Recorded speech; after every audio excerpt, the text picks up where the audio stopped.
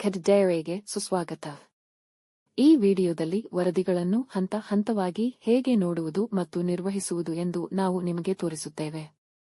ಮೊದಲಿಗೆ Khed dairy app ತೆರೆಯಿರಿ. ಸ್ಕ್ರೀನ್ನಿಂದ reports ಟ್ಯಾಬ್ಗೆ ಹೋಗಿ.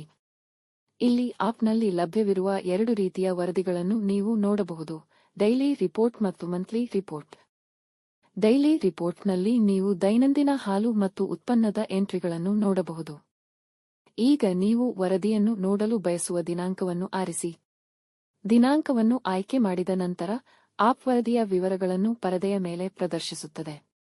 ನೀವು ಈ ವಿಭಾಗದಿಂದ ನೇರವಾಗಿ ಎಲ್ಲಾ ಎಂಟ್ರಿಗಳನ್ನು ಪರಿಶೀಲಿಸಬಹುದು. ನೀವು ಗ್ರಾಹಕರ ಪ್ರಕಾರ, ಹಾಲಿನ ಪ್ರಕಾರ ಮತ್ತು ಸಮಯದಂತಹ ಫಿಲ್ಟರ್ಗಳನ್ನು ಸಹ ಅನ್ವಯಿಸಬಹುದು. ಅಗತ್ಯವಿದ್ದರೆ ನೀವು ಇಲ್ಲಿಂದ ಯಾವುದೇ ಎಂಟ್ರಿಯನ್ನು ಎಡಿಟ್ ಮಾಡಬಹುದು, ಅಳಿಸಬಹುದು ಅಥವಾ ಪ್ರಿಂಟ್ ಮಾಡಬಹುದು.